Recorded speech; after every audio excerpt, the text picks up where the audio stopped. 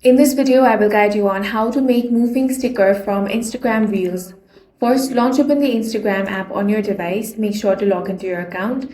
Now swipe right to open the camera screen. Here, select Reels option at the bottom of the screen. Then tap on the gallery icon to pick the video clip you want to use.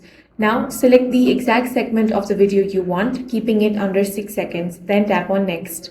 Now tap on the smiley face sticker icon. From here, select Cutout Sticker option from the list.